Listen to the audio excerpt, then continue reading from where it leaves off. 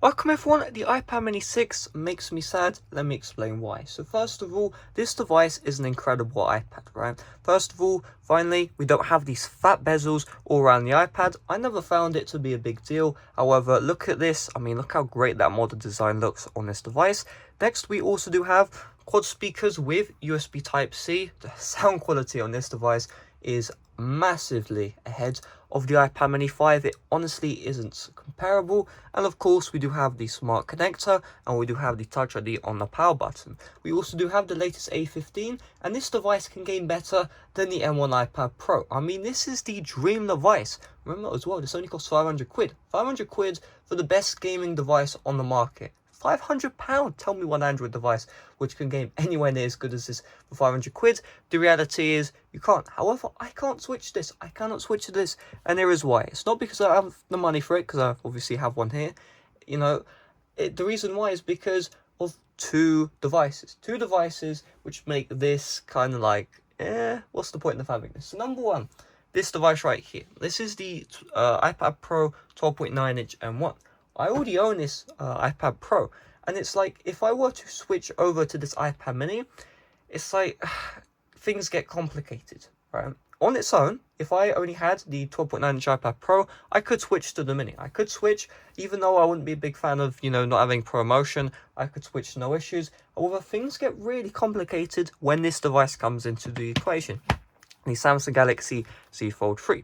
You see, me personally, before the Z Fold 3, I never used the phone, right? I carried the phone with me for, SMS verification, or if someone wanted to call me, I would pick up the phone, right? However, with the Z Fold 3, this is basically an iPad mini in your pocket. I mean, look at this. I fold the device up. This is about the same height and width as, an iPhone 13 Pro Max. It's slightly thicker, of course, because again, it's, you're basically folding two displays in one. However, you have this phone right here, which can fold out into a tablet, and I'm someone who really struggles to use, the smaller phone factor. Therefore, having a tablet in your pocket is incredible. And here's the deal, right? Why should I be using the iPad mini 6 if I already have this? It's kind of like, it just makes me feel really bad. There's not much I can really do. I'm not going to sell this Samsung Galaxy Z Fold 3, because the reality is the iPad mini 6 still misses the functionality of receiving regular SMS messages.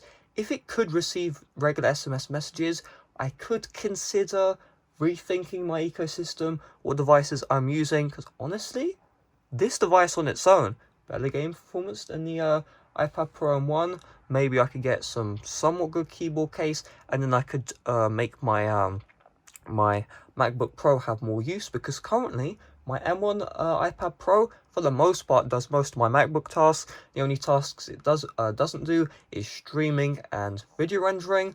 That's the two reasons why I use the MacBook Pro. Otherwise, my M1 iPad Pro does everything. I could probably push, a lot of tasks I usually do on the M1 iPad Pro onto my MacBook Pro again, and then use this iPad mini for, the gaming, which is what I care about most on my iPad, the iMessage and all that good stuff. However, the deal breaker is, honestly, the fact that this phone exists, and the fact that I cannot message people, using regular SMS on this device. I can't receive regular SMSs on this device if I have cellular. Obviously, if you don't have cellular, well, obviously you're not going to be able to do that, but it just makes me sad, honestly. It genuinely makes me sad that I cannot use this device as a daily driver because of those reasons. There you go. That's just me personally. Maybe you have some different experiences, but this iPad is just such a great device. I'm not even joking. This is definitely the best iPad out there. I said it. This is the best iPad out there. Better than the M1 iPad Pro. Remember, my M1 iPad Pro cost me £2,000, and this is better gaming performance for 500 quid. I mean, come on. So thanks for watching. See you guys later. Let me know your thoughts about this in the comment section down below. Bye bye.